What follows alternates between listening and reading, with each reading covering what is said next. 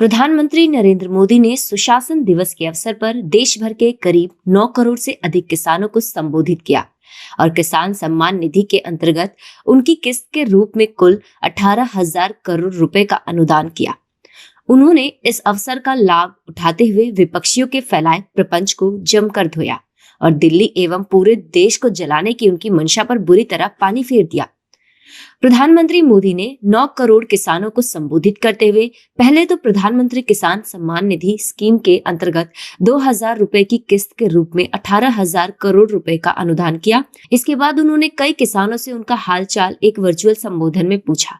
इतना ही नहीं, उन्होंने अरुणाचल प्रदेश के एक किसान से स्पष्ट तौर पर पूछा कि उन्हें केंद्र सरकार की योजनाओं का लाभ तो मिल रहा है ना, और उन्होंने जब पूछा कि क्या इसके लिए निजी कंपनियों ने किसानों की जमीन छीनी, तो किसान ने ना में उत्तर दिया। अच्छा, मतलब आप एक प्रकार से छोटे किसानों को प्राइवेट कंपनी के साथ जोड़ते भी हैं जी। क्या जी वो सर। कंपनी जो आपसे जिंजर खरीदती है वो आपसे जिंजर ही ले जाती है कि जमीन भी उठा के ले जाती है? सर, हाल ही में हमने प्रवर्तक पोर्ट कंपनी से एग्रीमेंट किया है, लेकिन वो हमारा जितना प्रोडक्ट है उसका प्रोसेसिंग फिनिशिंग प्रोडक्ट को ले जाने का एग्रीमेंट किया है, जमीन को नहीं।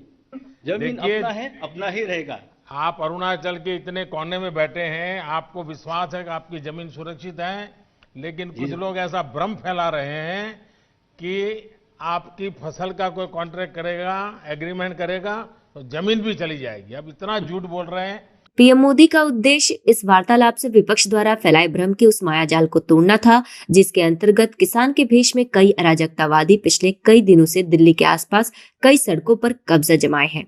उन्होंने विपक्ष के सफेद झूठ की ताबड़तोड़ धुलाई करते हुए कहा, जो आज विपक्ष में है ये वो लोग हैं जिन्हें भारत की जनता नकार चुकी है, और ये पहले इस विषय पर मौन थे। जो राजनीतिक पार्टियां जनता द्वारा नकारी जा चुकी हैं, वो अब इवेंट मैनेजमेंट कर रहे हैं ताकि कोई उनकी तस्वीर ले और उनकी फोटो अखबार में छापे। पीएम मोदी ने कांग्रेस, वामपंथी दल और तृणमूल कांग्रेस की पोल खोलने में कोई कसर नहीं छोड़ी। केरल के खोखले विरोध की पोल खोलते हुए पीएम मोदी ने कहा, केरल में एपीएमसी नहीं है, मंडियां नहीं है। मैं जरा इनको पूछता हूं, यहां फोटो निकालने के कार्यक्रम करते हैं, अरे केरल में आंदोलन करके वहां तो एपीएमसी चालू करवाओ। पंजाब के किसानों को गुमराह करने के लिए आपके पास समय है। केरल के अंदर यह व्यवस्था नहीं है। अगर ये व्यवस्था अच्छी है तो केरल में क्यों नहीं है? क्यों आप दोगली नीति लेकर के चल रहे हो? ये किस तरह की राजनीति कर रहे हैं जिसमें कोई तर्क नहीं, कोई तथ्य नहीं है?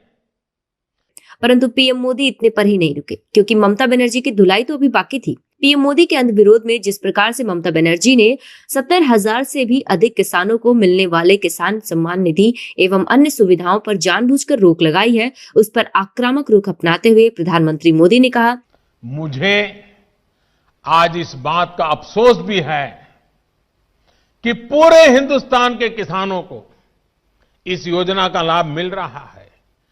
सभी विचारधारा की सरकारें इससे जुड़ी हैं, लेकिन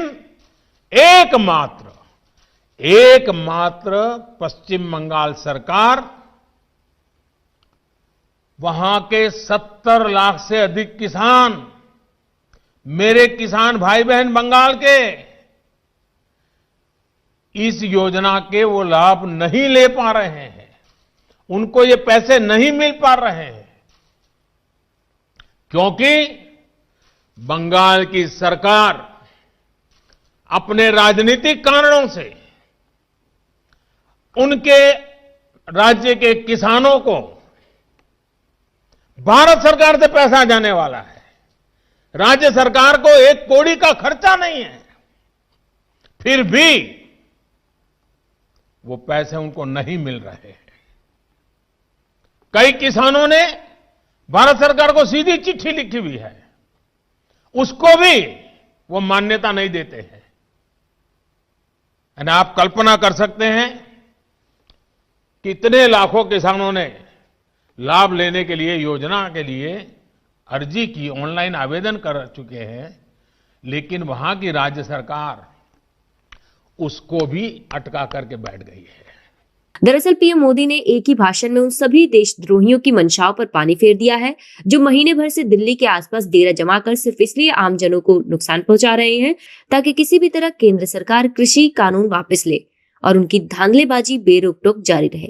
परंतु पीएम मोदी ने भी अपने भाषण से इन अराजकतावादियों को स्पष्ट कर दिया, जब तक भ्रष्टाचार की कमर तोड़ेंगे नहीं तब तक तुम्हें हम छोड़ेंगे नहीं।